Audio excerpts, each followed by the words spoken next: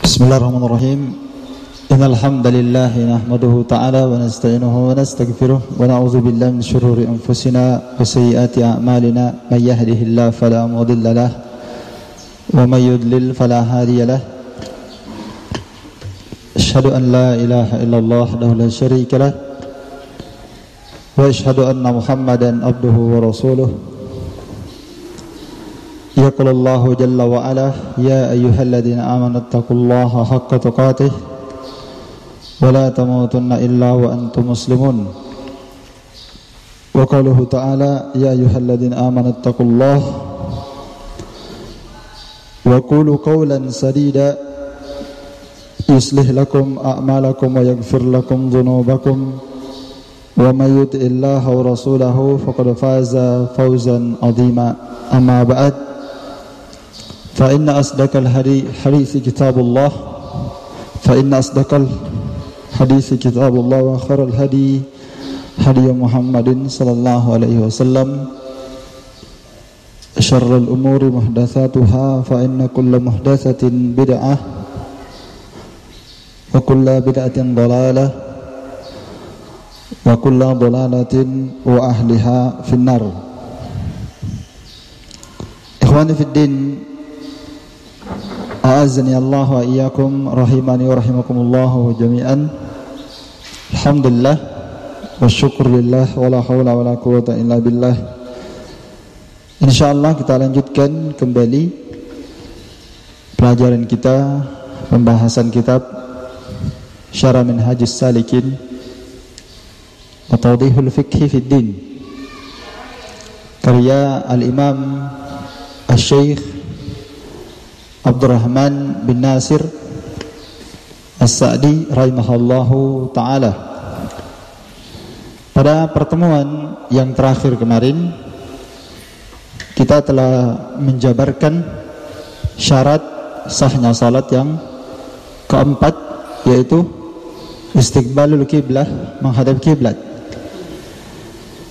Dan ini sudah saya jelaskan tentang hukum-hukum seputar menghadap kiblat, bahwa menghadap kiblat adalah syartun min syartis sihhatis salah, syarat dari syarat sahnya salat, baik salat wajib maupun salat sunnah, kecuali yang diperkecualikan kemarin, ya. Taib. Telah kita sebutkan ada beberapa kondisi keadaan digugurkan seorang menghadap kiblat, ya, sudah kita jelaskan kemarin. Di antaranya adalah apa? Yang disebutkan oleh Sa'di ada dua, yaitu bagi orang yang tidak sanggup, entah karena sakit atau karena khawatir dan takut. Dan termasuk orang yang gugur menghadap kiblat, siapa? Yang kedua, yaitu bagi mereka yang melakukan salat sunnah, bagi orang yang safar, mereka yang melakukan salat sunnah di atas kendaraan, ya, salat sunnah di atas kendaraan, pakai kendaraannya hewan, mobil, pesawat, atau kapal. Ini bagi orang yang safar, gugur bajunya untuk menghadap kiblat. Taib. Kemudian di antara mereka yang gugur kewajibannya menghadap kiblat kemarin, yakni ketika mereka melakukan salat wajib di atas kendaraan, ya. Siapa yang melakukan salat wajib di atas kendaraan, maka itu adalah mobil, pesawat atau kapal, dan dia mengkhawatirkan keluarnya waktu salat, maka dia tetap salat di atas kendaraan. Jika dia mengkhawatirkan keluarnya waktu salat, iya. Kalau waktunya luas dan lapang, maka dia salat di atas daratan, tidak di atas kendaraan. Kalau waktunya apa? Luas dan lapang. Sebagaimana telah saya sebutkan kemarin bahwa Nabi SAW itu biasa salat sunnah di atas kendaraannya, namun ketika beliau akan salat wajib, nazalah, beliau turun dari kendaraannya kemudian menghadap kiblat. Ini dalil bahwa asalnya salat wajib tidak boleh seorang di atas kendaraan, wajib dia turun dari kendaraannya, kecuali satu kondisi tadi, dia dalam kondisi apa? Waktunya sempit, khawatir keluar waktunya dan dia tidak bisa turun dari kendaraannya, seperti pesawat dan kapal, ya, dan termasuk mobil juga. Kalau misalnya mobilnya ini mobil sewa, tidak bisa turun, maka dia terpaksa harus salat di atas kendaraannya. Iya. Dan termasuk orang yang gugur dari menghadap kiblat adalah seorang yang dalam kondisi takut yang sangat, termasuk di dalamnya berperang, ya. Sudah saya jelaskan kemarin, termasuk dalam kondisi dia apa? Berperang. Iya. Naam. Dan ada satu tambahan lagi, orang yang gugur, ya, seorang yang gugur menghadap kiblat. Ada, saya tambahkan satu lagi di sini, yaitu man khafiyat alaihil kiblah, seorang yang tersembunyi padanya kiblat. Iya. Man khafiyat alaihi al-kiblah, siapa yang tersembunyi padanya kiblat. Ini yang kelima, ya. Iya.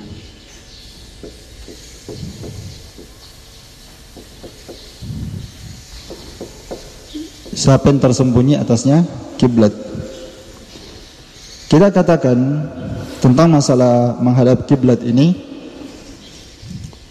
kita katakan bahwa siapa yang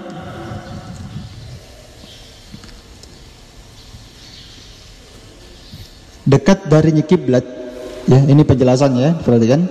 Siapa yang dekat darinya kiblat, dia melihatnya. Dia dekat dari kiblat, dari Ka'bah maksudnya, musyahidah, dia saksikan kiblat, dia saksikan Ka'bah, maka wajib bagi dia menghadap ke Ka'bah tersebut bi'ainihi, langsung menghadap ke kiblatnya. Tidak boleh dia nyerong-nyerong sedikit saja, tidak boleh. Ya, difaham? Kapan dia melihat kiblat secara langsung, atau dia dekat dari kiblat, dia saksikan, dia lihat, maka dia wajib menghadap kiblat bi'ainihi, dengan zatnya langsung dia menghadap kiblat. Tidak boleh dia memalingkan dirinya sedikit pun ke kiri dan ke kanan, ya. Taib. Harus tepat menghadap kiblat. Adapun bagi orang yang jauh, ini kondisi yang kedua. Kondisi orang yang jauh, maka kita katakan dia istiqbal jihatil kiblah, dia menghadap ke arahnya kiblat. Tidak bisa pasti, khususnya bagi mereka yang semakin jauh dari Ka'bah. Seorang yang semakin jauh dari Ka'bah, kebenarannya tepat menghadap Ka'bah pasti sulit. Maka yang seperti ini diringankan dalam Islam. Boleh dia menghadap kiblat walaupun tidak tepat. Walaupun tidak tepat. Walaupun kata para ulama, dia menghadap ke arah kiblat la yadurrul inhiraful yasir. Tidak membahayakan dia, berpalingnya dia sedikit, tidak masalah insyaallah. Ini berdasarkan sabda Rasulullah SAW, ma bainal masyriqi wal maghribi kiblah. Dalam hadits Abu Hurairah, Nabi SAW bersabda, antara timur dan barat itu ada kiblat. Jadi gini, timur, barat, ya kan? Di antaranya ini, di antara timur dan barat itu dianggap sebagai apa? Kiblat. Bagi siapa?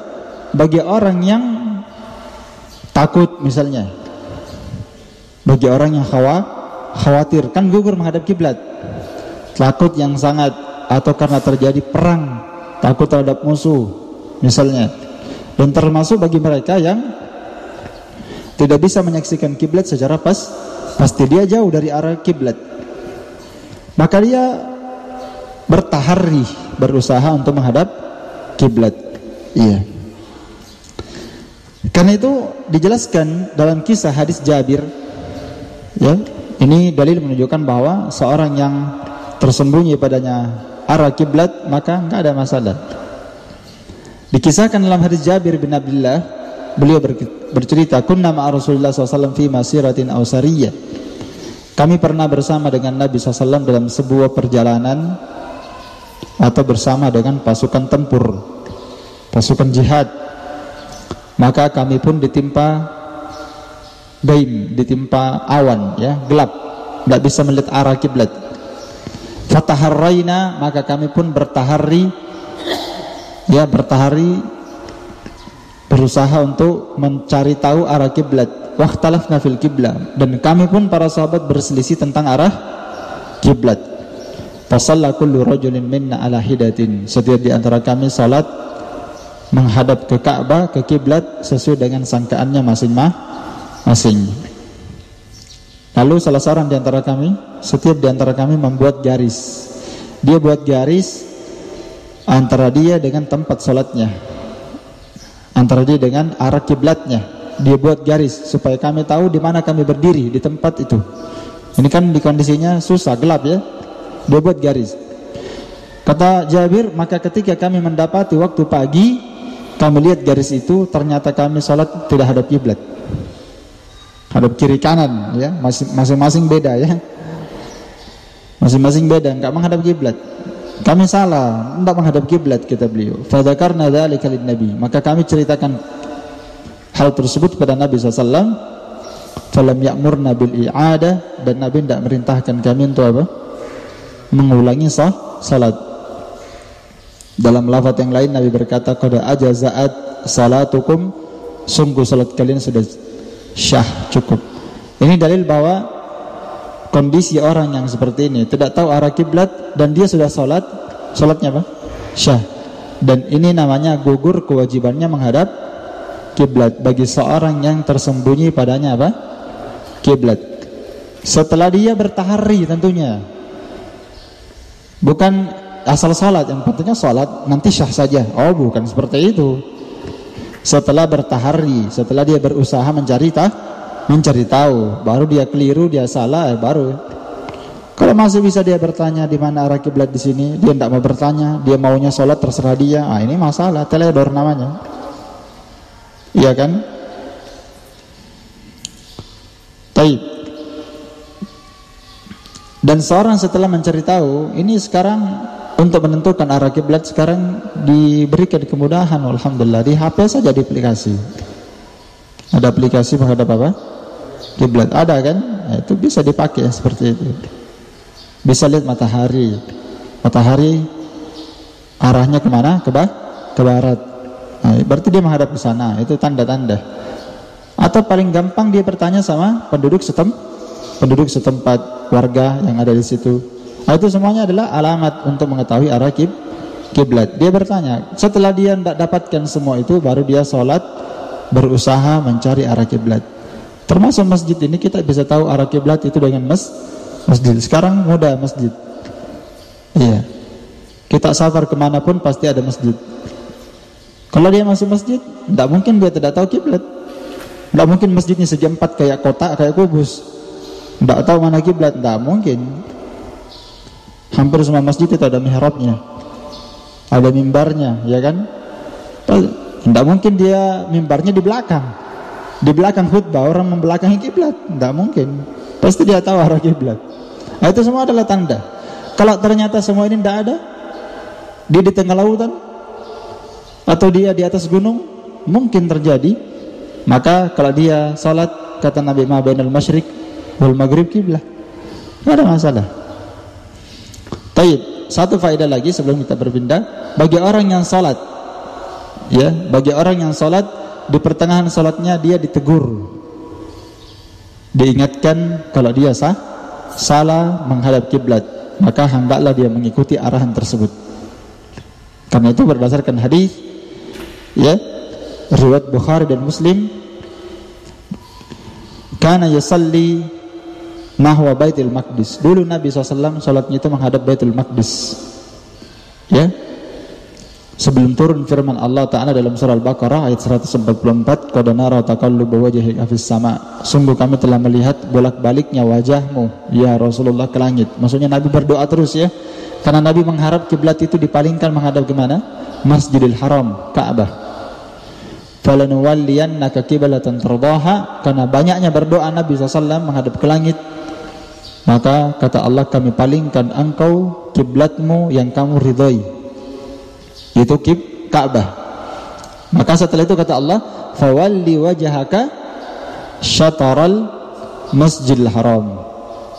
Iya. Oleh karena itu sekarang palingkanlah wajahmu menghadap ke Masjidil Haram.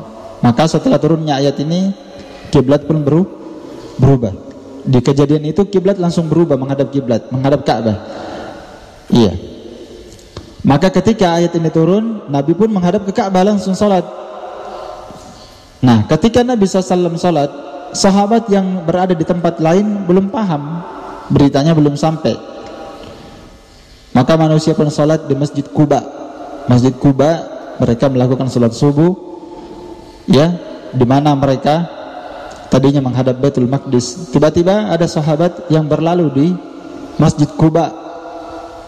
Kemudian orang sementara salat subuh ini, orang yang membawa berita ini berteriak, inna Rasulullah qad anzala alaihi lailatul Qur'an, sungguhnya tadi malam telah turun Quran kepada Nabi SAW, wa qad umiru ayyastaqbilal Ka'bah, dan Nabi diperintah menghadap ke Ka'bah. Ala fastaqbiluha, dia teriak ya orang salat, menghadap Ka'bah semua, ya kan? Ala, dia kasih tambih, ala, semua fastaqbiluha, salatlah kalian menghadap Ka'bah. Wa kanat wujuhuhum ila Syam, tadinya wajah mereka menghadap ke Syam, Palestina, menghadap ke sana, Masjid Baitul Maqdis. Tadinya mereka menghadap ke Baitul Maqdis, fastadaru, tiba-tiba mereka semuanya istadaru, berputar, imamnya dan semua makmumnya berputar semua. Istadara imamuhum hatta istaqbala bihimul qiblah, imamnya berputar sampai semua mereka menghadap ke Ka'bah. Baik, ini faedah bahwa seorang yang telah berusaha misalnya menghadap kiblat Ka'bah, ternyata di pertengahan salatnya dia salah, ada orang yang menegurnya, maka dia mengikutinya. Difaham ya? Ini dia mengikutinya kalau kira-kira yang menegurnya ini ya, dia tahu yang menegurnya ini orang yang bagus ya. Tapi kalau ada anak kecil ini kecil ya, baru pintar bicara, salah ki ammi, anak kecil enggak didengarkan. Atau ada orang gila lewat, antum tahu ini orang gila, dia tegur antum, enggak mungkin antum percaya. Makanya kita katakan ini kalau dia membawa kabar gembira, wa huwa thiqah, dan dia adalah seorang yang thiqah. Nah, itu tambahannya, orangnya terpercaya. Kalau orang yang tidak dipercaya, orang gila misalnya, orang yang tidak waras, anak kecil, tidak mungkin antum dengarkan dia. Iya. Dan ini juga dijadikan dalil oleh sebagian para ulama bahwa khabarul ahad itu asalnya diterima, walaupun satu orang yang membawa berita asalnya diterima. Karena sebagian ahlul bid'ah mereka menolak khabarul ahad, ya kan? Khabarul ahad la yufidul ilm, bal yufidul dhann. Kata mereka khabarul ahad hanyalah tidak memberikan faedah ilmu, tapi hanya memberikan faedah az-zann, sangkaan. Makanya mereka tidak bisa pakai beramal kalau khabarul ahad, tidak bisa dipakai berhujjah, beramal dalam bab akidah. La yufidul yakin. Karena khabarul ahad, berita khabar satu orang tidak memberikan faedah ya yakin. Dan ini akidah batil min awtalil batil, akidah yang sangat batil sekali.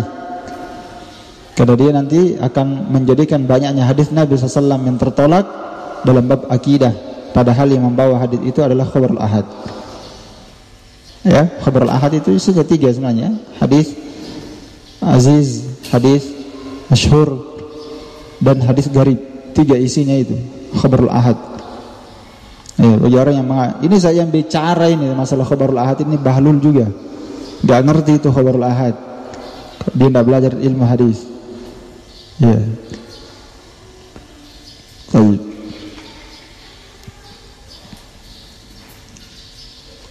Selesai pembahasan apa? Kiblat. Sekarang kita masuk syarat syahnya salat yang terakhir. Yang kelima, kata beliau rahimahullah, wa bin syurutiha, di antara syaratnya salat, ya. Kata beliau adalah an-niyah, berniat. Naam.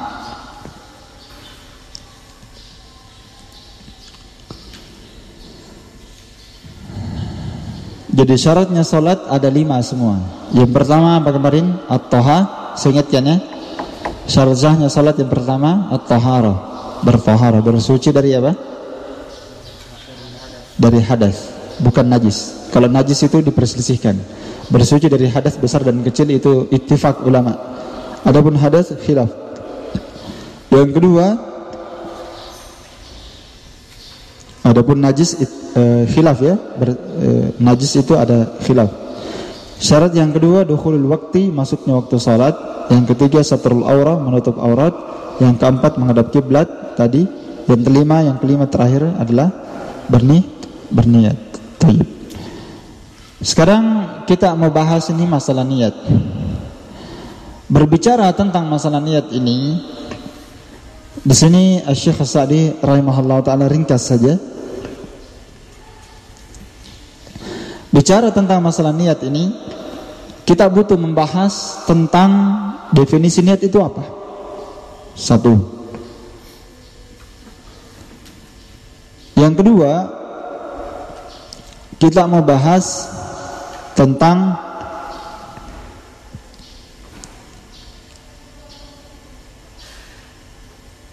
wajibnya seorang mentakyin niat dalam ibadah.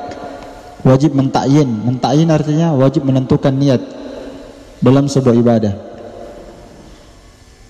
Ya, ditakyin, ditentukan, ini saya mau salat duhur, ini salat asar, ini salat maghrib, ini puasa wajib, ini puasa sunnah. Itu dia takyin, dia tentukan niatnya. Itu pembahasan kedua ya. Kemudian pembahasan yang ketiga, diantaranya juga pembahasan yang penting dibahas dalam niat adalah mahallun niyah, tempatnya niat itu di mana. Iya. Kemudian keberapa? Keempat, istimalun niyah, penggunaan niat. Apa fungsinya niat? Apa fungsinya niat itu? Sekaligus penjelasan tentang penggunaan niat. Apa fungsi penggunaan niat? Kemudian penjelasan tentang waktu niyah, waktu fin niyah. Kapan orang itu berniat? Apakah sementara ibadah, sebelum ibadah, sebelumnya kapan? Ini pembahasan niat ya. Mungkin paling luas di antara pembahasan sebelumnya. Karena niat ini luar biasa pengaruhnya niat ini. Niat ini kata Imam Syafi'i dia masuk dalam 70 bab fikih. Bahkan sebagian para ulama seluruh bab fikih pasti ada niat pembahasannya di situ. Enggak ada yang tidak. Mau antum bahas apa? Pasti niat masuk ke sana. 70 bab fikih kata Imam Syafi'i niat masuk ke dalamnya. Artinya setiap antum bahas bab itu, antum bahas niat juga. Setiap antum bahas dia, ada lagi niat di situ. Masuk dalam 70 bab fikih. Niat. Naam. Dan akan ada penjelasan tentang hukum tentang perbedaan niat antara imam dan makmum.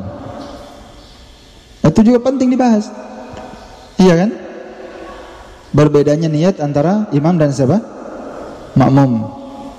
Dan termasuk pembahasan tentang hukum merubah niat dalam salat. Iya. Ya sudah salat. Bukan salat ini, salat ini. Baru niatnya dalam salat. Iya. Gimana hukum merubah niat dalam salat ini? Rinciannya nanti akan saya bahas. Ini saya kasih globalnya dulu ya. Dan ini faedah pembahasan niat ini bagi saya sendiri pribadi faedahnya ini muhimun jiddan. Luar biasa sekali faedahnya. Antum tidak pernah dapatkan faedah ini nanti. Taib. Dan tentang hukum melafadzkan niat, itu juga penting dibahas. Hukum apa? Melafadzkan melafadzkan niat. Nanti kita bagi hukum melafadzkan niat terbagi dua. Ada melafadzkan niat sirran dan ada jahran. Melafadzkan niat dengan sir, dilafadzkan tapi dikecilkan, dia saja yang dengarkan dalam bacaan sirriyahnya. Dan ada yang melafadzkan niat dengan jahran, memang dia keraskan, usolli fardal isya'i 4 rakaat. Nah, dia jaharkan misalnya. Iya, kalau dia jaharkan kan jelas sekali salahnya. Iya. Dan ini salahnya berat.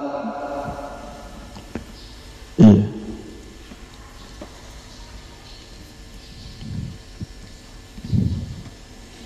Dan insyaallah ta'ala berlalu nanti bersama kita penjelasan tentang hal ini. Sedikit demi sedikit kita jabarkan. Sekarang berbicara tentang masalah niat. Pembahasan kita yang pertama tentang definisi niat. Iya.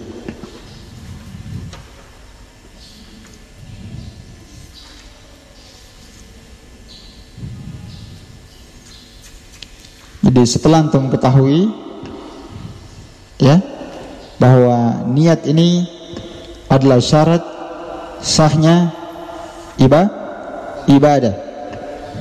Syarat sahnya ibadah.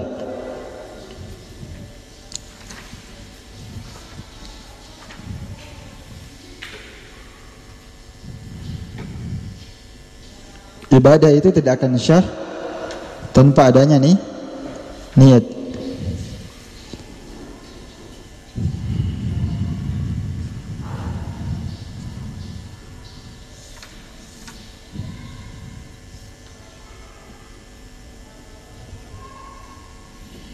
Maka di sini saya sebutkan definisi niat secara bahasa. Jadi kita saya poin-poinkan ya, insyaallah supaya gampang. Kita poin-poinkan. Poin yang pertama adalah apa? Antum sudah catat tadi sebagian ya? Iya. Kita kasih judul Mabahithun Niyah. Pembahasan apa? Pembahasan niat. Yang pertama apa tadi? Ta'rifun niyah. Ta'rif an-niyah. Definisi niat. Yang kedua, mahallun niyah. Yang ketiga, nanti kita bahas sedikit demi sedikit. Sekarang kita bahas ta'rifun niyah dulu, definisi niat. Niat secara bahasa adalah al-qasdu wal iradah. Iya. Niat secara bahasa al-qasdu wal iradah. Maksud dan keinginan. Maksud dan keinginan. Sedangkan definisi niat secara istilah adalah al-azmu ala fi'lil ibadah.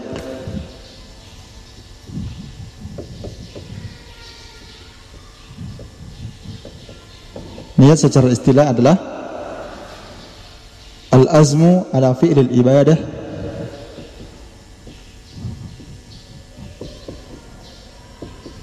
berazam untuk melakukan ibadah. Berazam maksudnya itu bermaksud, berniat. Cuma azam itu kayak ada tekanan, ya, bertekad, bermaksud. Jadi sebenarnya azam itu, istilah niat ini sebenarnya maknanya banyak ya. Istilah niat itu maknanya teman-temannya banyak. Niat, al-qasdu, al-irada, al-azam. Itu semua digolongkan teman-temannya sama maksudnya. Mutakariban, saling mendekati maknanya. An-niyah, al-qasdu, wal-irada, wal-azam. Iya. Semuanya bermakna maksud, keinginan. Jadi definisi niat secara istilah adalah al-asmu ala fi'lil ibadah taqarruban lillah. Ya. Taqarruban lillahi ta'ala. Ya. Jadi niat secara bahasa maksud dan keinginan. Sedangkan niat secara istilah adalah al-azam, kehendak dan keinginan untuk melakukan ibadah dalam rangka mendekatkan diri kepada Allah Ta'ala. Artinya apa? Kapan seorang telah berniat, kapan seorang telah bermaksud, ya, didengarkan, kapan orang sudah bermaksud untuk melakukan sesuatu, berarti dia telah berniat. Dia bermaksud mau ke masjid, berarti berniat mau salat. Kalau misalnya sudah azan maghrib, ya, saya contohkan ini, azan maghrib, dia dengarkan azan maghrib, lalu dia pergi ambil air wudu, ya kan? Setelah itu dia berjalan menuju ke masjid. Orang ini kira-kira tergambarkan dalam dirinya, pasti dia mau apa? Iya kan? Tergambarkan dalam dirinya dia punya maksud dan tujuan. Mau kemana? Dia mau pergi salat. Ketika dia sampai di masjid, pas qomat, pasti gambarannya dia ini tidak tergambar, kata para ulama, tidak tergambarkan dalam kepala manusia. Dia tidak memiliki niat ketika itu. Tidak mungkin ketika dia azan maghrib, dia berudu, lalu pergi masjid, qomat, sebenarnya dia mau tidur. Tidak mungkin kan? Ini dipahamkan dulu ini niat, karena orang banyak keliru itu niat. Kan dia sudah punya maksud dan keinginan. Ketika dia sudah sampai di masjid, sudah pasti dia mau sholat. Tidak mungkin dia mau makan. Kalau dia mau makan, tidak mungkin dia ke masjid. Tidak mungkin dia mau minum. Dia mau sholat. Tidak mungkin juga dia mau bekerja, iya kan?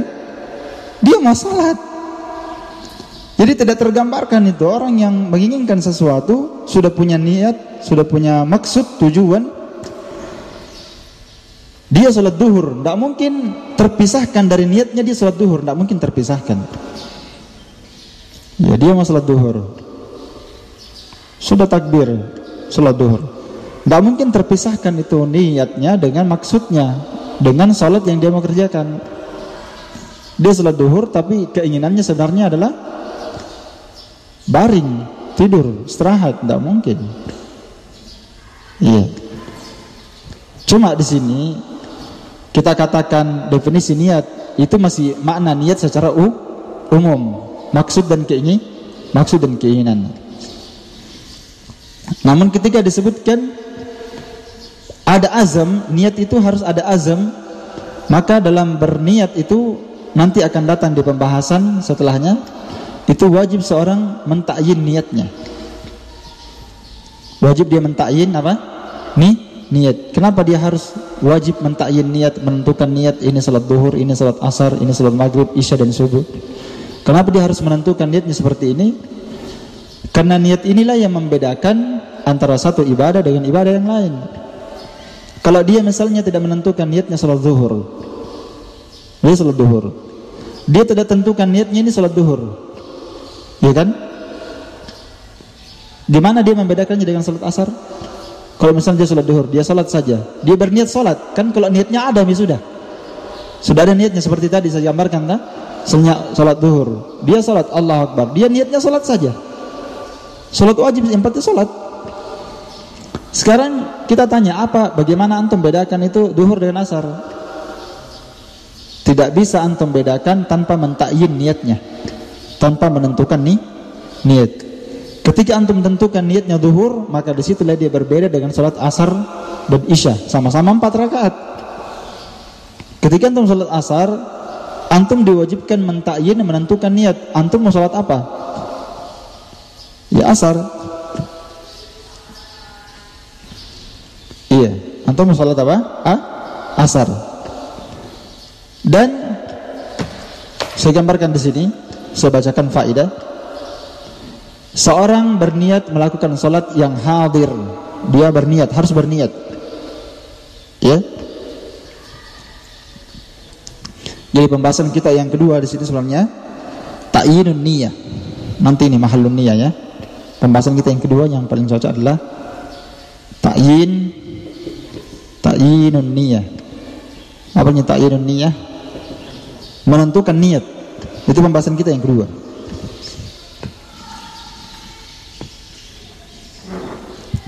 harus seorang mentakyin niatnya. Imam An-Nawawi rahimahullah ta'ala berkata, ya,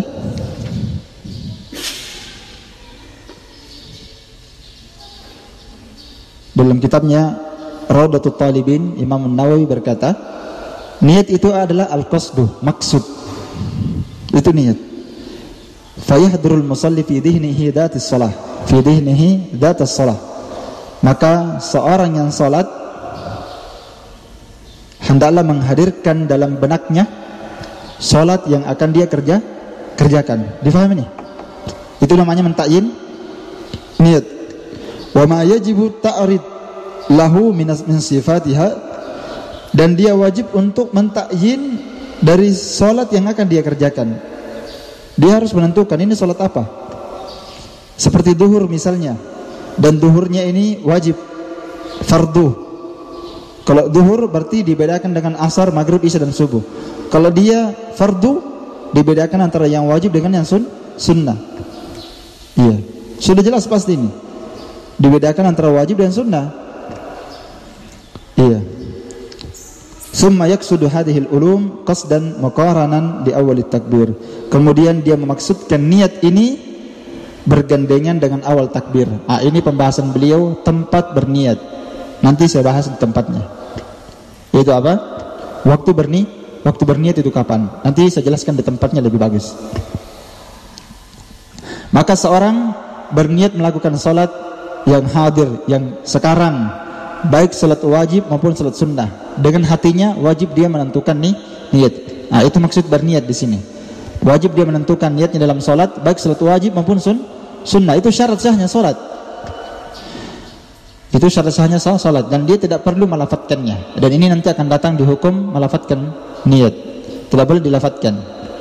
Kenapa tidak boleh dilafatkan? Karena Nabi tidak pernah memerintahkannya, dan Nabi tidak pernah melakukannya.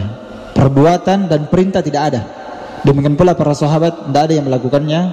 Dan tentang wajibnya berniat adalah hadis Nabi SAW yang paling masyhur, innamal a'malu binniyat. Setiap amalan itu tergantung pada niat. Wa innamal likulli imri'in ma nawa, dan setiap orang hanyalah mendapatkan sesuai dengan apa yang dia niatkan. Kalau dia niatkan baik, dia dapatkan kebaikan. Kalau dia berniat kejelekan, maka dia akan mendapatkan kejelekan. Jadi potongan hadis ini dua, maknanya berbeda. Potongan pertama, setiap amalan wajib harus ada niat. Itu potongan pertama, innamal a'malu binniyat. Ini menjelaskan tentang setiap amalan mesti seorang menghadirkan apa? Niat. Itu potongan pertama. Potongan yang kedua adalah natijah, hasilnya. Setiap niat itu kalau sudah ada, maka dia akan mendapatkan hasil yang berbeda. Makanya ada satu amalan hasilnya hasilnya beda. Kadang ada satu amalan dikerjakan manusia, kadang orang mendapatkan hasil yang berbeda. Satu amalannya sama-sama salat, tapi karena niatnya ini karena Allah, dia dapatkan pahala.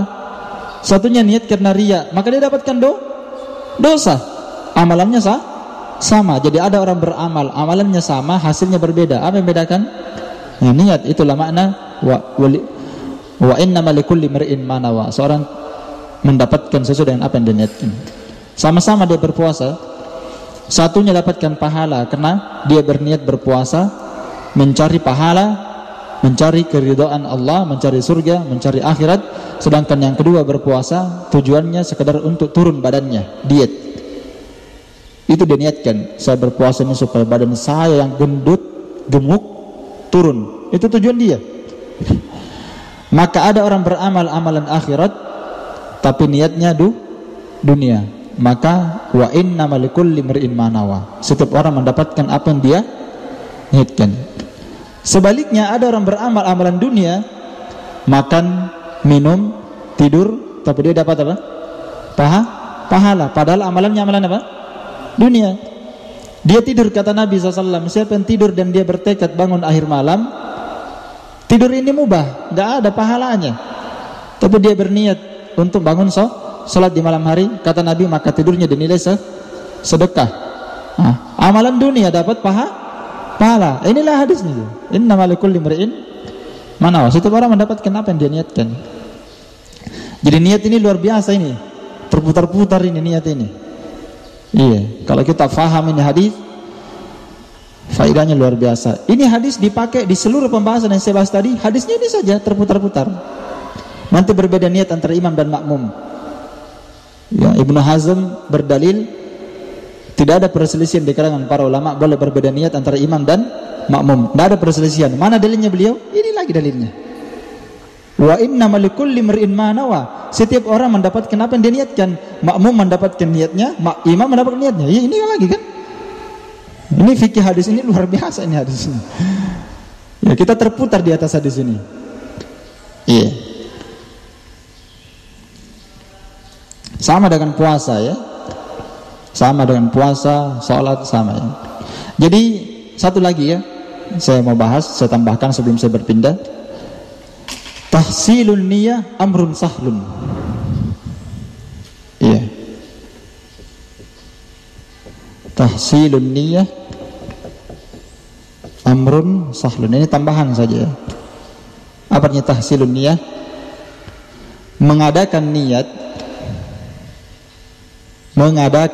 niat itu perkaranya gampang sekali, bukan perkara yang sulit dan susah. Karena sebagian orang sulit dia memahami niat ini.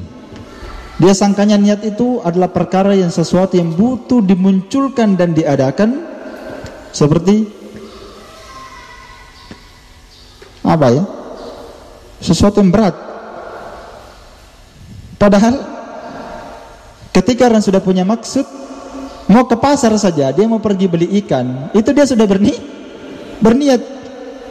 Ada catatannya, ikan, sayur, ada uang dia bawa, berarti dia sudah punya apa? Niat. Maka tahsilun niyah itu amrun sahlun, perkaranya itu gampang sekali,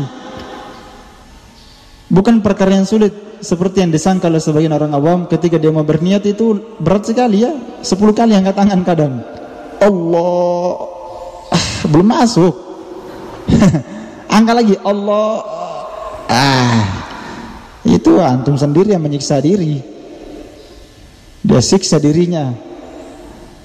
Dia sangka niat itu perkara yang sulit dan berat. Padahal ini niat ini orang bahlul, orang Arab saja paham yang seperti ini. Orang yang tidak belajar Quran dan Sunnah paham bagaimana berniat. Kemudian niat ini tatba'ul ilm. Niat ini mengikuti ilmu. Niat ini mengikuti apa? Ilmu. Makanya dari seluruh amalan, awal mula orang bertindak itu kan dari niat. Iya tidak? Awal mula orang bertindak, berbuat, ada namanya iradah. Iradah ini nama lainnya niat. Al-qasdu wal iradah. Iya. Keinginan. Keinginan itu niat sebenarnya. Al-qasdu maksud, keinginan maksud, niat sama semua. Dan dia semua ini mengikuti ilmu. Makanya itu ilmu dia merupakan dasar utama sebelum orang berbuat. Kenapa orang bertindak benar? Kenapa dia bertindak salah? Karena ilmunya luar biasa. Ini ilmu agama ini luar biasa.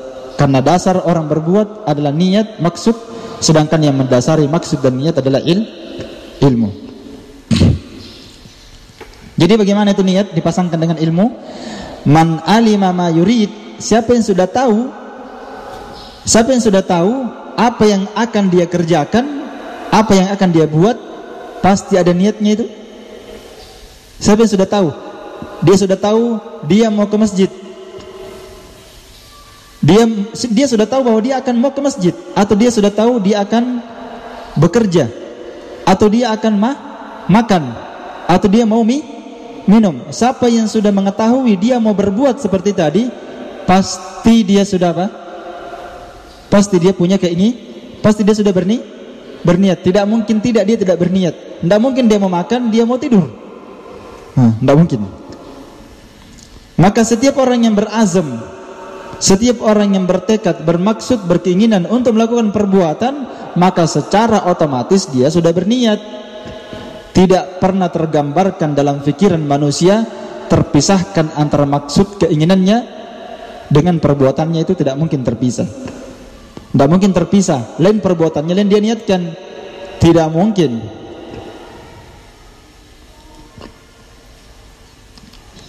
Tidak mungkin dia perbuatannya sholat, dia bermaksud tidur. Dia pergi makan, dia bermaksud untuk bekerja. Tidak mungkin. Ketika orang sudah punya ilmu, dia mau begini, di saat itu pasti dia sudah punya niat. Nggak bisa dipisahkan. Iya. Taib. Ini pelajaran penting, butuh untuk diketahui. Dan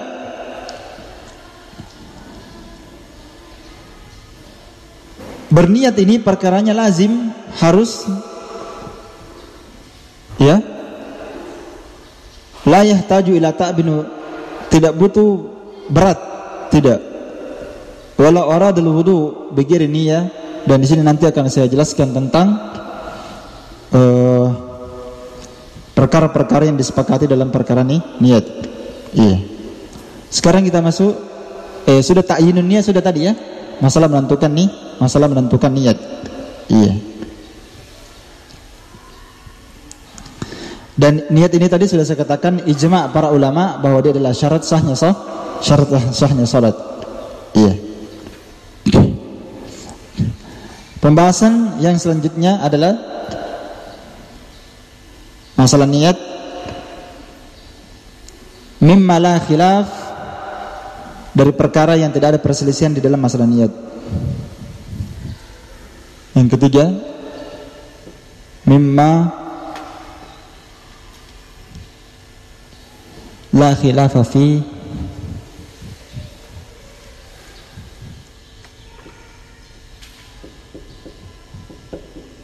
mimma la khilafa fi niyah,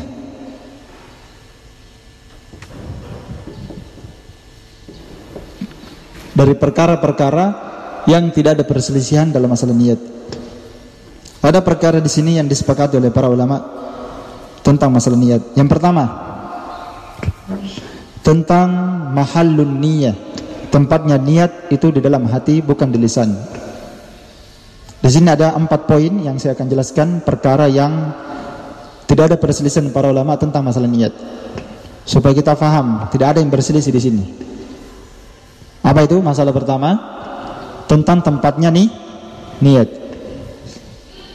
Tentang mahallun niyat, tempatnya niat di mana? Di hati, bukan di lisan. Fi jami'il ibadat, dalam seluruh ibadah tanpa kecuali. Ya, tanpa apa?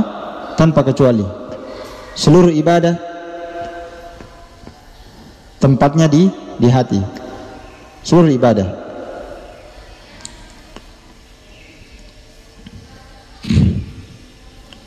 Yang kedua, yang tidak ada perselisihan tentang masalah niat ini, lau takallama bilisani sahwan, kalau ada orang yang berbicara dengan lisannya dalam kondisi dia lupa, tidak sengaja, berbeda dengan apa yang dia niatkan dalam hatinya, maka mana yang dianggap, dalam hatinya atau lisannya? Ya, tentu yang diperhitungkan adalah apa yang dia niatkan dalam hatinya. Kalau berbeda dengan lisan, antara lisan dengan apa yang dia niatkan dalam hatinya, lisannya ini berucap dengan kalimat yang berbeda dengan apa yang ada dalam hatinya, baik dia sengaja maupun tidak sengaja berucap, maka yang diperhitungkan dalam syariat adalah apa? Dalam hatinya. Penjelasannya dulu dipahami ini, nanti dicatat itu di atas. Kalau ada orang berucap, dia tidak sengaja, dia berucap ucapan batil, berbeda dengan apa yang diniatkan, mana yang dihitung? Niat. Tidak bisa dia dikenakan dosa, karena berbeda dengan apa yang diniatkan, karena dia berucap tidak sengaja. Atau dia berucap sengaja, berarti dia berbohong, dia tidak jujur. Maka yang diperhitungkan namanya, misalnya niat dia berbicara mengatakan begini dan begini, bagus kalimatnya, tapi niatnya batil. Maka tetap yang dihitung adalah apa? Niatnya. Seperti orang munafik, ya kan? Idza ja'akal munafiqun qalu nashhadu innaka rasulullah. Orang munafik bersaksi di depan Nabi, nashhadu annaka Muhammad Rasulullah. Kami bersaksi engkau adalah Nabi, engkau Rasul. Kamu benar nih, mantap. Tapi niatnya beda. Maka yang diperhitungkan niatnya, bukan lisan. Ini tidak ada perbedaan pendapat para ulama bahwa kapan berbeda lisan dengan hati. Yang dihitung adalah apa? Apa yang ada dalam hatinya. Iya. Baik. Ya.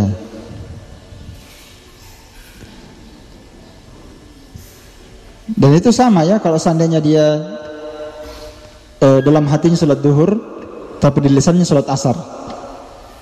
Ya, kan? Saya mau sholat asar, tapi hatinya zuhur. Allahu Akbar. Mana yang dihitung? Hatinya. Nah, ini pentingnya masalah niat ini. Yang dihitung adalah apa?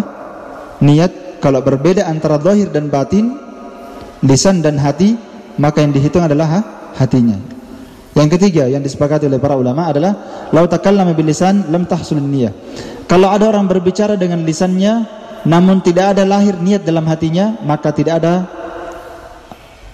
pahala yang dia dapatkan. Tidak syah itu amalan. Kalau seandainya dia berbicara dengan lisan namun tidak ada niat dalam hati, tidak terjadi niat dalam hati, maka dia tidak mendapatkan apapun.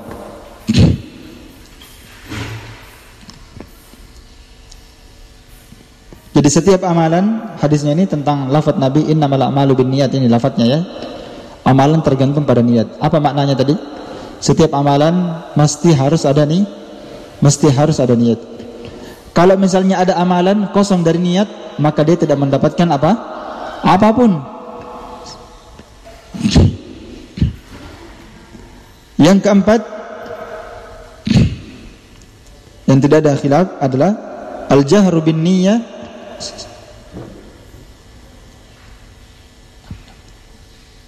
menjaharkan niat di dalam salat adalah bid'ah sayyi'ah. Menjaharkan niat di dalam salat termasuk bid'ah sayyi'ah. Laisa minal bid'ahil hasanah, bukan bid'ah hasanah. Bukan bid'ah apa? Hasanah. Dan ini muttafaqun alaih bainal muslimin. Ini disepakati oleh seluruh kaum muslimin.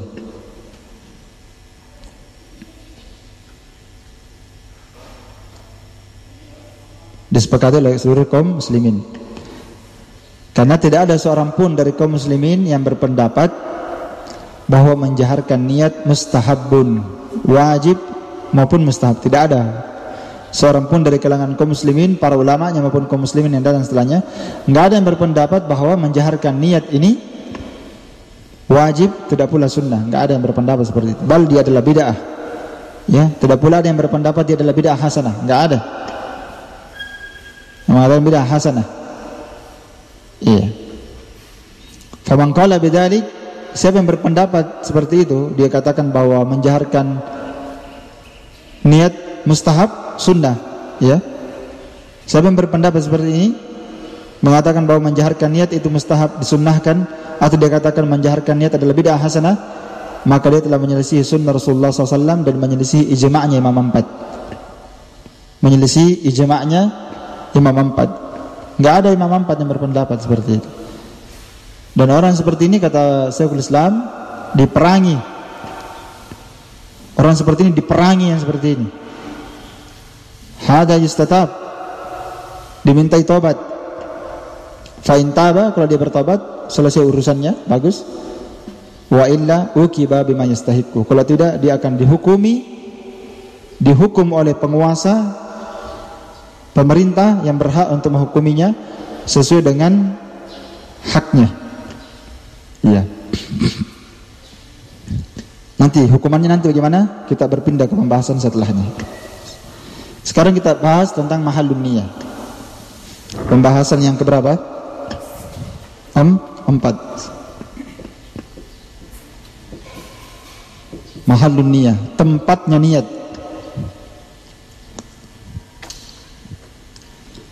Mahallun niyah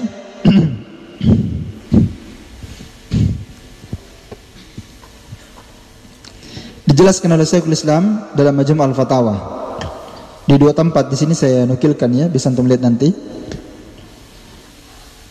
Majmu' al-Fatawa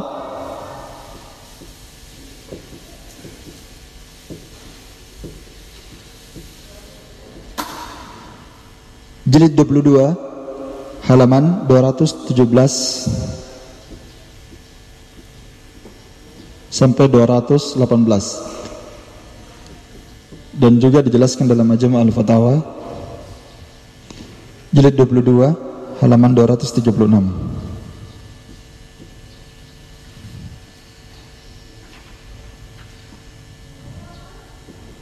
Halaman 236 sampai 237. 2 tempat inilah bisa untuk melihat tentang hukum mahallun niyah. Tempatnya niat itu di mana? Di sini nukilan Syekhul Islam, luar biasa nukilannya beliau tentang tempatnya nih niat. Bisa antum periksa nanti Majmu' Fatawa. Majmu' Fatawa saya ada di situ di maktabah. Antum periksa ini. Saya bacakan ya. Kata Syekhul Islam Ibnu Taimiyah dalam kitab Majmu' al-Fatawa jilid 22 halaman 217 sampai 218. Kata beliau, mahallun niyah al-qalbu dunal lisan. Dengarkan. Tempatnya niat itu di mana? Di hati, kata beliau, bukan di lisan. Bittifaqil muslimin, berdasarkan kesepakatan kaum muslimin. Fi jami'il ibadat, dalam seluruh ibadah, semuanya di hati. Ibadah yang mana? Dijelaskan lagi oleh beliau. Salat, bertaharah, semuanya itu di mana? Di hati. Antum mau salat, tempatnya niatnya antum di mana? Di hati. Mau salat wajib, salat sunnah, di hati niatnya. Yang kedua taharah, bertaharah. Apa itu taharah? 2, bertaharah dari hadas dan bertaharah dari najis. Kalau najis kan jelas tidak ada niat, karena dia membabit turuk, bab ditinggalkan dia tidak wajib orang berniat membersihkan najis. Yang berniat itu bertaharah dari hadas kecil, hadas besar, berwudu dan mandi junub, mandi janabah, mandi haid, mandi nifas, dan mandi wajib. Itu yang wajib berniat. Niatnya semuanya itu di mana? Di dalam hatinya. Mau mandi wajib apa ini terserah. Mau mandi Jumat, mandi sunnah, semuanya niat di dalam hati.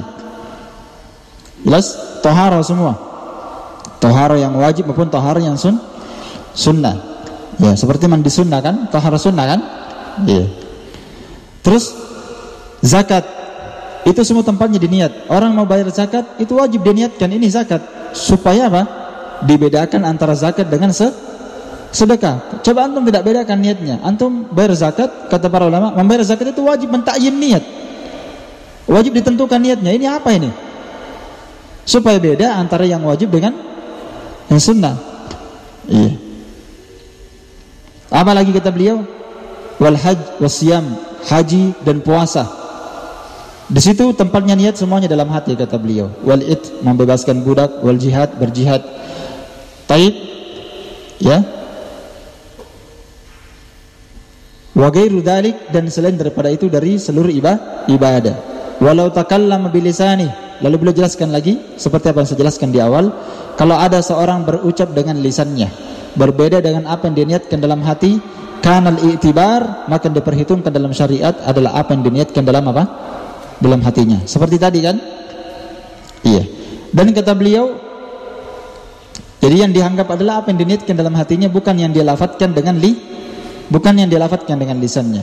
Kemudian kata beliau juga, walau takallama bilisani, kalau seandainya ada orang berucap dengan lisannya, lam tahsulin niyah, tidak ada lahir niat di dalamnya, di dalam hatinya, maka tidak dianggap syah. Ya, apa yang diucapkan oleh lisannya itu berdasarkan ittifaqil muslimin, bittifaqi a'immatil muslimin. Ya, tidak dianggap itu perbuatannya dengan lisannya. Kalau tidak ada niat di dalamnya, maka tidak syah apa yang diucapkan oleh lisannya berdasarkan kesepakatan imam kaum muslimin. Itulah yang tadi yang saya bagi-bagi tadi itu. Jadi yang disepakati, yang tidak ada perselisihan tentang masalah apa? Niat. Ada tadi kan? Iya.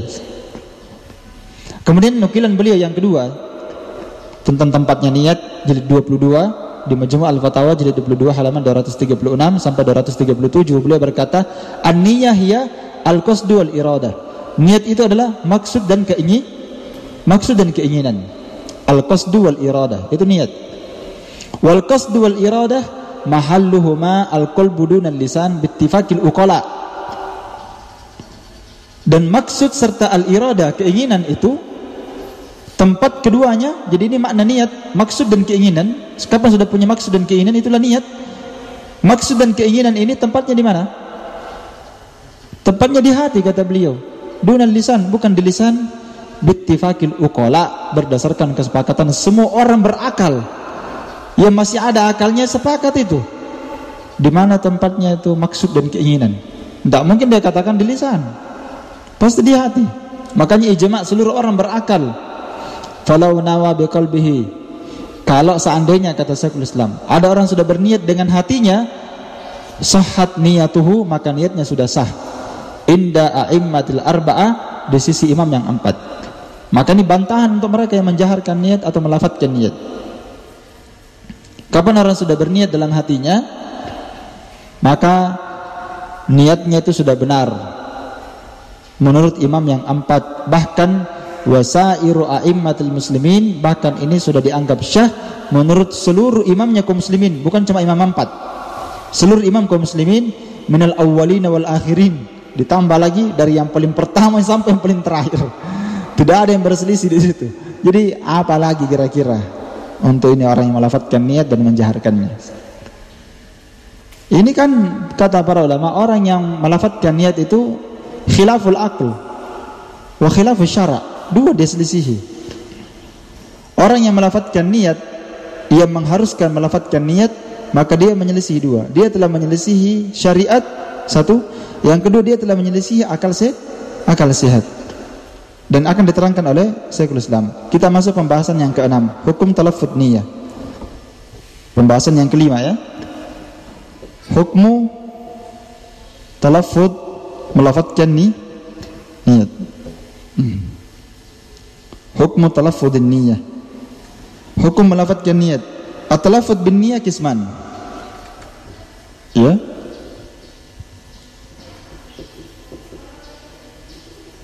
At-talaffudhu bin niyah qisman. Melafadzkan niat ini terbagi dua. Satu jahran, yang kedua sirran. At-talaffudh bin niyah qisman. Melafadzkan niat ada dua bagian, dua jenis. Ada jahran, ada menjaharkan, dan ada sirran, dibaca sirriyah. Adapun menjaharkan niat, ini jenis bentuk yang pertama, bisa dilihat keterangannya oleh Syekhul Islam dalam Majmu' al-Fatawa jilid 22 halaman 218. Iya. Majmu' al-Fatawa jilid 22 halaman 218 sampai 219. Kata Syekhul Islam, al-jahru bin niyah la yajibu wa la yastahibbu. La yajibu wa la yustahab. Menjaharkan niat tidak wajib dan tidak sunnah.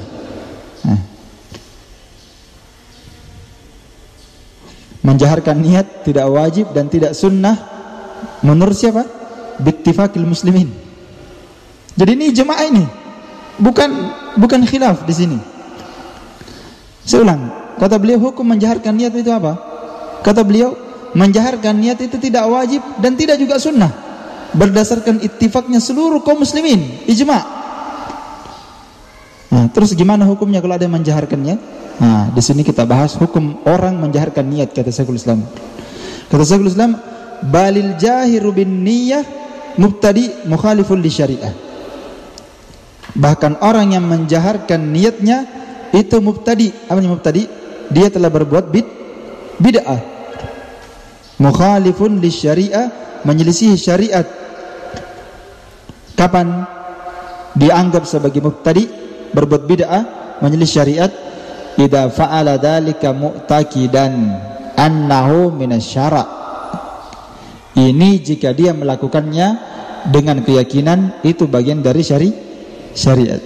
Dia katakan melafadzkan niat sunnah. Dia katakan melafadzkan niat perkara yang dianjurkan. Dia katakan melafadzkan niat adalah perkara yang disyariatkan. Maka ini termasuk perbuatan bid'ah, menyelisih syariat. Taib. Fahuwa jahilun dhalun. Hukumnya lagi Syekhul Islam, maka orang yang seperti ini, yang berbuat seperti ini adalah orang yang jahilun, bodoh, dhalun, tersesat, yastahiqqut ta'zir, berhak mendapatkan hukuman. Berhak mendapatkan apa? Hukuman. Wa illal uqubata ala dhalik idza asarra ala dhalik ba'da ta'rifi wal bayan lahu. Dan kalau dia tidak berhenti melakukannya, kata Syekhul Islam, kalau dia begitu terus dia jaharkan, maka dosa dan hukumannya jika dia terus menerus melakukannya setelah dia ditakrif, diberitahu, wal bayanu lahu, dijelaskan padanya, maka dia berhak mendapatkan hukuman kalau dia terus melakukannya setelah diberitahu. Ini tingkat pertama. Tingkat kedua, la siyama idza ada min janibihi bi raf'i sauti. Ini hukumannya lebih berat lagi, berlipat jika dia mengganggu orang di sampingnya. Ya. Allah, belum sampai. Dia ganggu orang di samping. Dia jaharkan lagi, dia keraskan, usolli fardal isya'i. Allah, belum sampai lagi. Terganggu orang di samping. Dan hukumannya ini kata beliau lebih berat lagi kalau dia ganggu orang di sampingnya. Biraf'i sautihi, dia angkat suaranya. Au karrara dzalik, dia ulang-ulang niatnya. Itu kan mengganggu. Marratan ba'da marrah. Dia ulang lagi, dia ulang lagi, dia ulang lagi. Fa innahu yastahiqqut ta'zir, maka orang seperti ini berhak mendapatkan hukuman dan pukulan al-balik yang lebih keras. Aduh. Matilah ini orang yang berbuat seperti ini. Iya. Maka orang ini berhak untuk dita'zir, diberi hukuman dan pukulan yang lebih keras atas perbuatannya itu. Walam yakul ahadun minal muslimin, tidak ada dari kalangan imam, para ulama, orang-orang berilmu, tidak ada seorang pun di antara mereka yang berkata bahwa orang yang salat menjaharkan niat lebih afdal daripada orang yang tidak menjaharkannya. Ya, ada yang berpendapat seperti itu. Mau siapa? Imam siapa? Tidak ada yang berpendapat bahwa menjaharkan niat dalam salat. Tidak ada yang mengatakan itu lebih baik, lebih utama, lebih afdal daripada orang yang tidak menjaharkannya. Iya. Baik.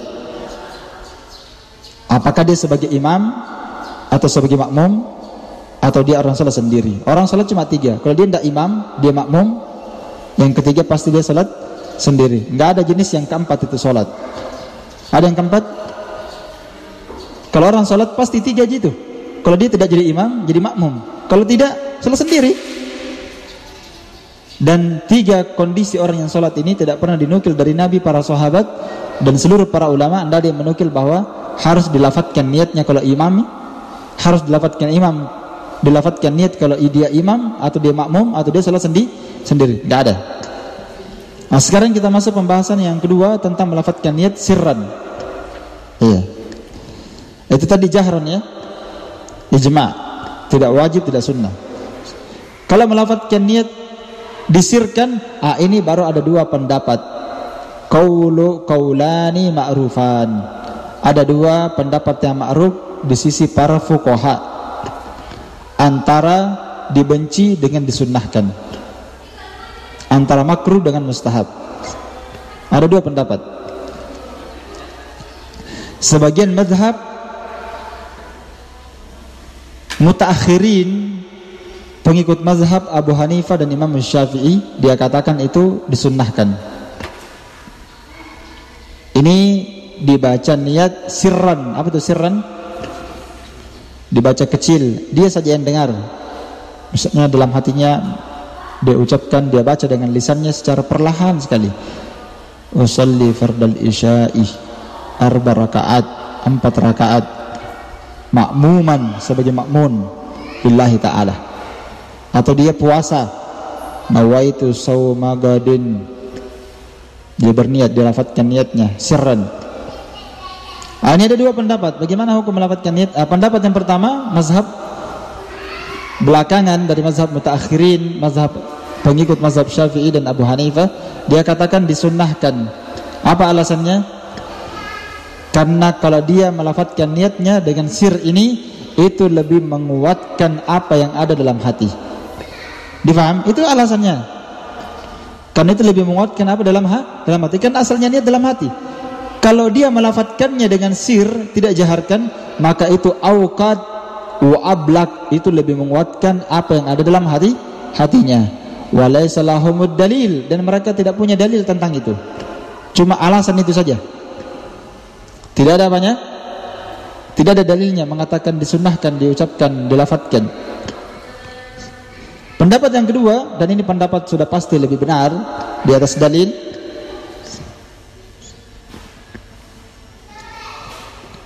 dan ini pendapat pengikut Imam Malik, Imam Ahmad dan selainnya.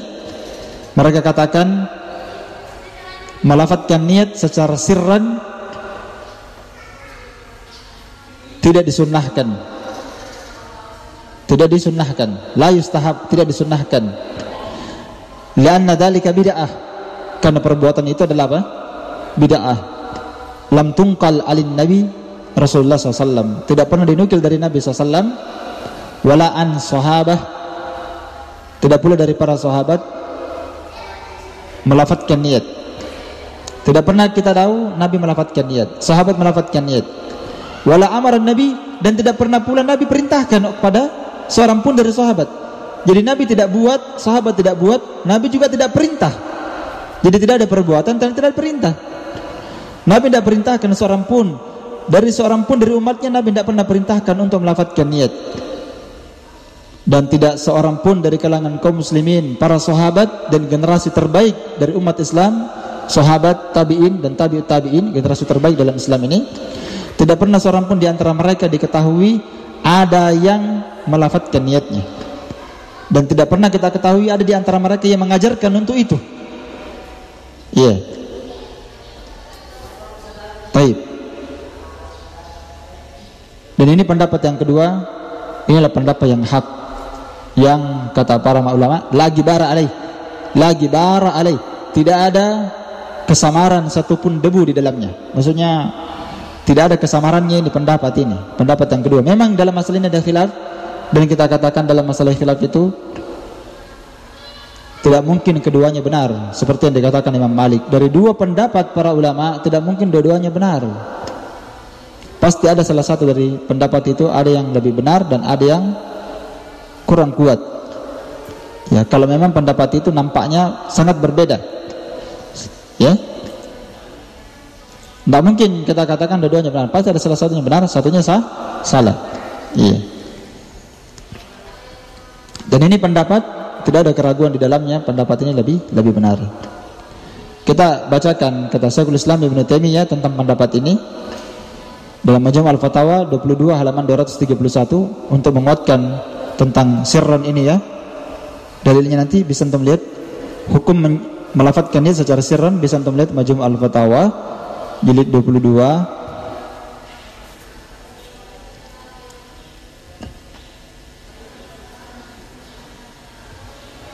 halaman 231. Halaman 231. Beliau berkata, hadal qaul asahul aqwal.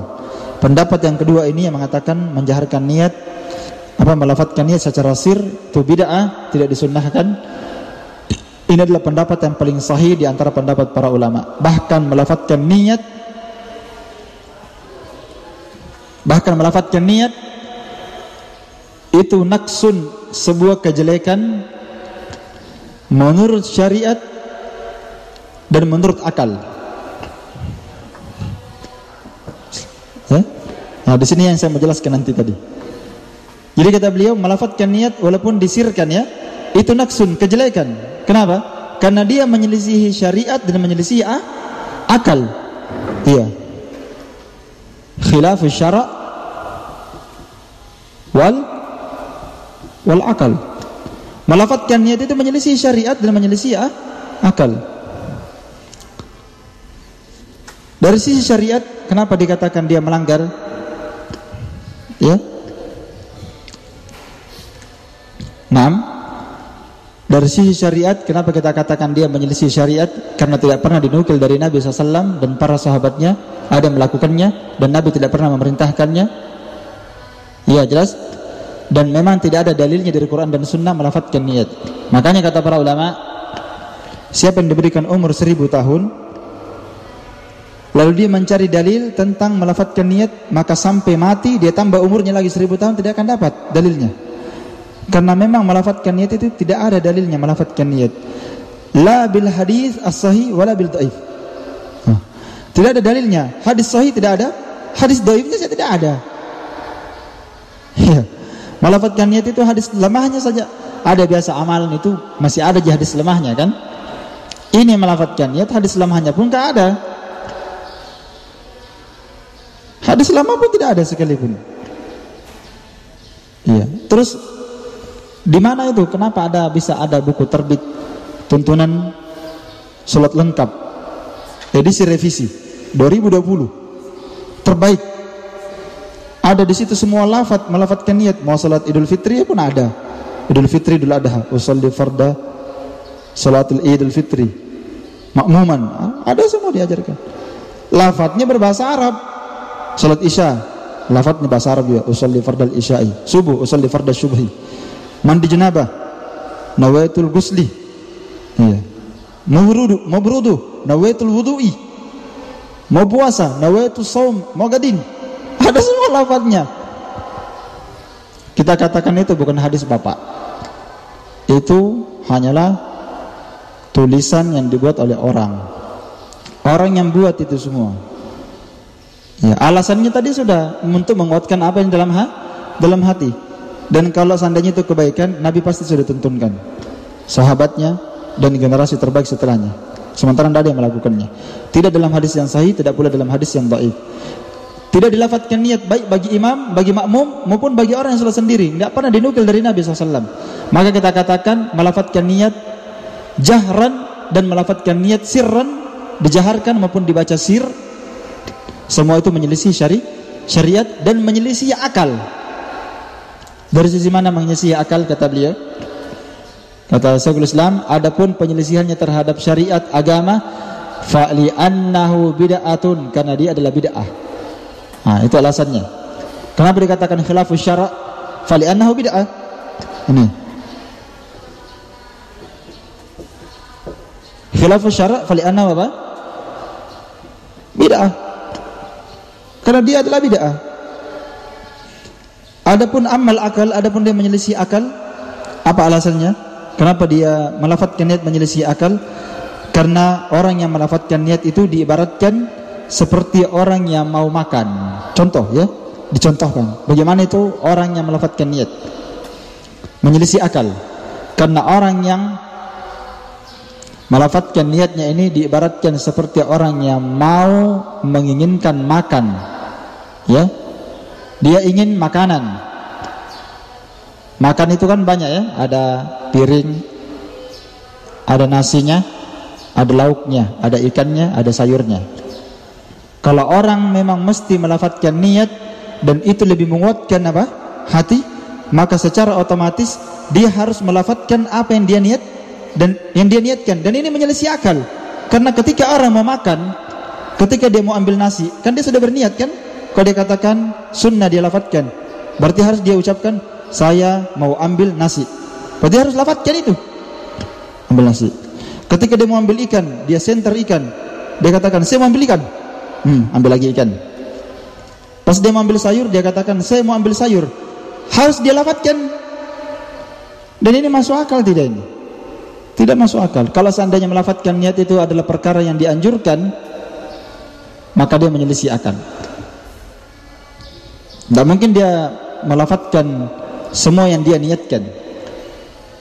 Menyelisih Quran dan Sunnah, bahkan menyelisih ijma', menyelisih akal yang sari. Jadi melafadzkan niat ini menyelisih Quran, menyelisih Sunnah, menyelisih ijma', menyelisih ijma'nya kaum muslimin, dan menyelisih ijma'nya ahlul akal, uqala tadi tak?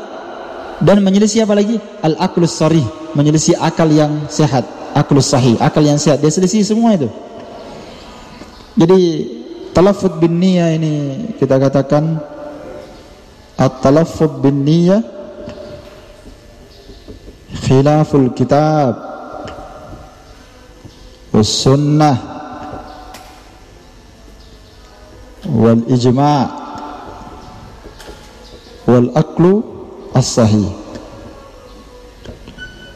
Jadi melafadzkan niat ini apa? Menyelisihi Al-Quran dan Sunnah dan ijma' serta menyelisihi akal yang sehat.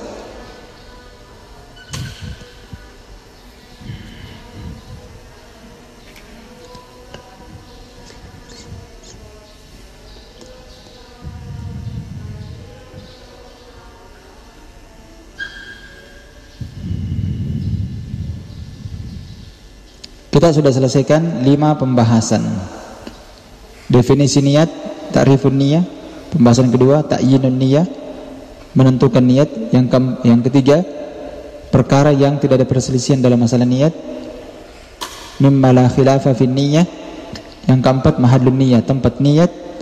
Yang kelima, hukmu talaffuz niat. Hukmu talaffuzun niyah, hukum melafadzkan niat. Sudah 5.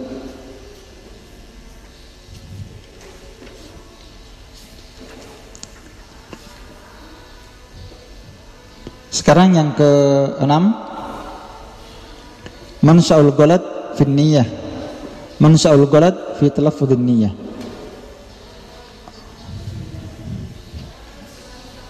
Yang ke-6, mansya'ul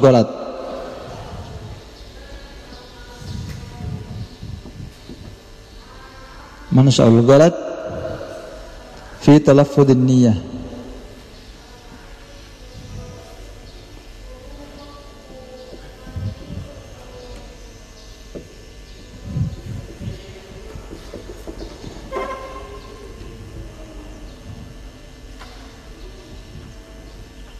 Awal mula atau sumber al-ghalat, kesalahan, fi talaffuzin niyah, dalam melafadzkan niat. Kapan awal mulanya kesalahan orang melafadzkan niat? Di mana awal sumbernya? Ya. Sumber dan awal mula terjadinya kesalahan melafadzkan niat ini yang terakhir ya, baru saya tutup. Awal mulanya ini kata Syekhul Islam Ibnu Taimiyah, beliau jelaskan dalam kitab Majmu' al-Fatawa jilid 18 halaman 262. Bisa dilihat sini ya, saya kasih meraji'nya. Majmu' al-Fatawa jilid 22 atau jilid 18 halaman 262.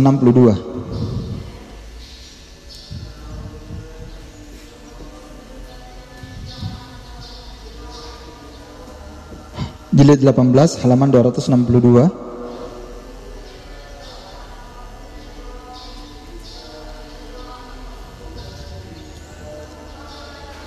Dan juga ada dalam Majmu' al-Fatawa jilid 22 halaman 221.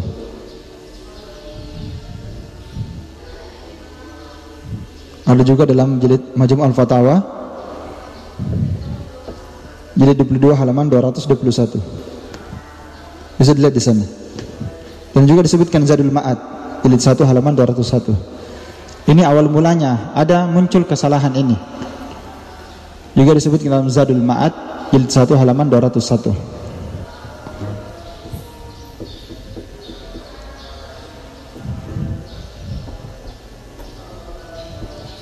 Dalam Zadul Ma'ad kitabnya Ibnu Qayyim ya. Jadi 1 halaman 201. Kata Syekhul Islam Ibnu Taimiyah, sebagian al-mutaakhirin, orang belakangan dari mazhab Syafi'iyah. Ini awal mulanya ya. Di kitab mereka ini ada. Di mazhab mutaakhirin, pengikut belakangan mazhab Syafi'iyah, Sebagian di antara mereka ada yang kharaja wajahan fi madhhab Syafi'i, mengeluarkan satu wajah maksudnya sisi, mengeluarkan satu sisi istimbat di dalam mazhab Syafi'i tentang masalah melafadzkan niat itu. Ya. Dari perkataan Imam Syafi'i ketika beliau ditanya tentang apa perbedaan salat dengan tawaf. Ya, itu yang menjadi sumber penyebab kenapa ada orang yang melafadzkan niat. Ketika Imam Syafi'i ditanya apa perbedaan salat dengan tawaf, kata beliau, bedanya kalau di awal tawaf tidak ada bacaan. Di awalnya tidak ada apa? Bacaan. Kan tawaf dengan salat sama. Kan ada hadis yang kemarin sudah lewat bersama kita. Ya, seorang yang mau salat diperintahkan dianjurkan berwudu walaupun tidak wajib, ya sama. Ya, hanya bedanya kalau salat tidak boleh berbicara, tawaf boleh, itu saja bedanya, sisanya sama. Imam Syafi'i ditanya tentang bedanya salat dengan tawaf, kata beliau kalau di tawaf tidak ada bacaan di awalnya, sedangkan di salat ada bacaan. Di mana? Di awalnya ada bacaan, la budda minan nutuk, kata Imam Syafi'i, tidak boleh tidak, harus ada bacaan di awal salat. Nah, ini mazhab mutaakhirin, sebagian mazhab mutaakhirin dari mazhab Syafi'i mengeluarkan istimbat sisi wajah pendalilan bahwa yang dimaksudkan oleh Imam Syafi'i dengan harus ada bacaan dan ucapan di awal salat, yang dimaksudkan adalah melafadzkan niat.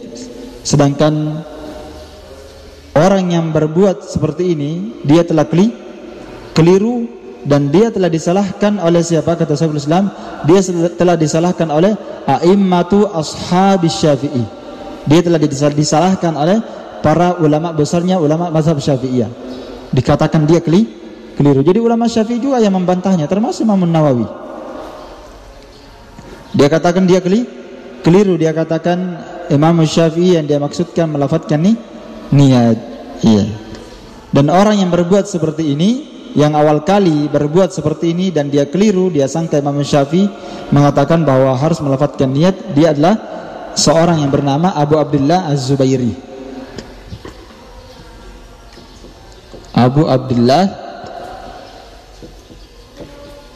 Az-Zubairi.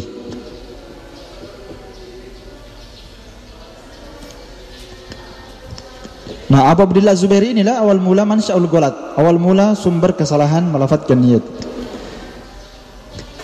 Dan kalau kita melihat, ya, sumbernya ini lemah sekali, sumbernya bukan dalil. Jadi istimbatnya dia bukan di atas apa?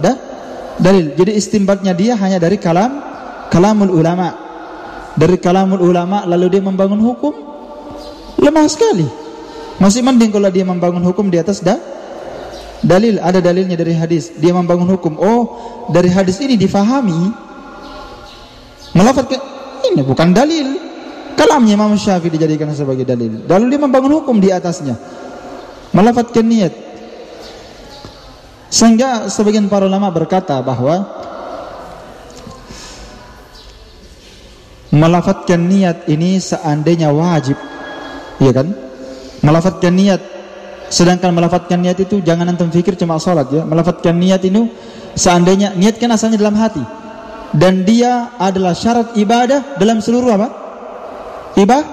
Dalam seluruh ibadah. Kalau seandainya melafadzkan niat harus, berarti seluruh ibadah harus dilafadzkan, ya kan? Dan kalau seandainya wajib itu melafadzkan niat, maka darurat Nabi mengajarkan umat, tidak mungkin tidak. Sedangkan umat ini darurat melafadzkan niat kalau seandainya wajib. Kenapa bisa Nabi tidak menjelaskannya, sementara itu adalah syarat ibadah? Ya. Sementara hadis lemahnya saja tidak ada. Bagaimana bisa? Satu saja seandainya adalah satu, ya, dari kalangan ulama tabi'in lah siapa yang menyampaikan itu harus dilafadzkan itu niat. Tapi tidak ada, hadisnya pun tidak ada. Ya, cuma sisi saja, sisi istimbat. Jadi ini lemah sekali, pendalilannya ini lemah sekali. Sampai saya pernah ditanya oleh orang, keluarga juga, masih awam, ditanya, tidak ada betulkah dalilnya itu melafadzkan niat dalam Quran? Orang ragu kan, bertahun-tahun dia melafadzkan niat. Bertahun-tahun, dia mungkin sudah 30 tahun dia sholat, dia lafadzkan niatnya. Sampai ditanya, betulkah itu tidak ada dalil dalam Quran dan Sunnah melafatkan niat? Saking ragunya itu. Kenapa bisa kau bilang kau baru belakangan datang? Orang tua kita semuanya melafatkan niat. Lalu antum datang belakangan bilang tidak ada niat. Bukan tidak ada, tidak dilafatkan. Tapi tetap dia ragu. Betulkah tidak ada dalil? Jangan sampai ada dalil dalam Quran. Susah betul. Meyakinkan orang tentang ini berat. Karena mereka kalau mau sholat bingung. Bagaimana kita sholat dalam niat dalam hati? Tidak tergambarkan sama dia. Iya, itulah kita hidup di negeri yang seperti ini. Banyak orang yang salah, yang benar dikasih salah juga.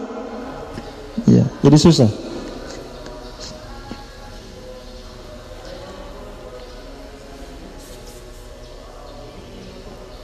Jadi dari sini dapat kita simpulkan, kesimpulan sebelum saya tutup ini, alhasil kesimpulan dari apa yang sudah berlalu, kita ambil padanya dua pelajaran. Kita ambil padanya apa? Dua aslani, dua usul. Usul yang pertama, la yakfit talaffuz bil lisan dunan niyah.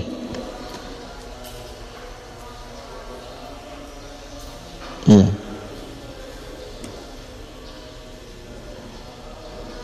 Tidak cukup melafadzkan lisan tanpa ada niat. Iya. Tidak cukup melafadzkan lisan. Seorang berucap dengan lidahnya, dia ingin mengucapkan sesuatu, tapi dia tidak berniat. Tidak cukup. Misalnya ada sebuah amalan, harus diucapkan dengan lisan, bukan melafadzkan niat ini ya.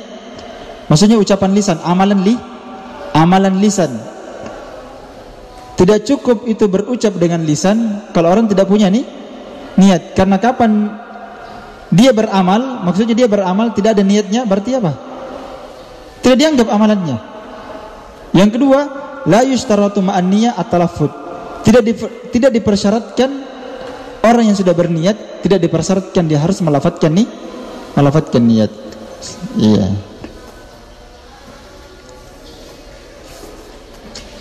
Selesai pembahasan kita tentang mansyaul ghalat. Jadi sudah 6 pembahasan kita pada hari ini. Pada pertemuan akan datang saya akan selesaikan pembahasan masalah niat. Mulai tadi pembahasan apa tadi yang sudah saya jelaskan sedikit tentang masalah niat, yaitu hukum menggunakan niat. Apa zamanun niyah, nanti akan datang zamanun niyah, waktu berniat. Kapan waktunya kita berniat? Yang kedua tentang tambahan keduanya adalah fungsi niat. Apa fungsinya? Jadi waktu berniat, zamannya kapan? Kemudian penggunaan niat, ya.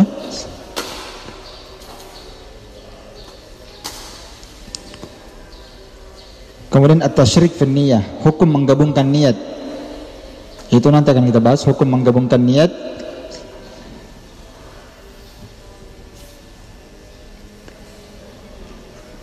Hukum menggabungkan niat dan hukum perbedaan niat antara imam dan makmum. Dan hukum merubah niat di dalam salat. Insyaallah taala pada pertemuan akan datang akan saya jelaskan tentang masalah ini, karena ini penting sekali insyaallah. Wallahu taala a'lam bissawab. Naktafi bihadzal qadar. Subhanakallahumma bihamdik asyhadu an la ilaha illa anta astaghfiruka wa atubu ilaik. Walhamdulillahirabbil alamin. Tafadhal barakallahu fikum. Ada pertanyaan situ?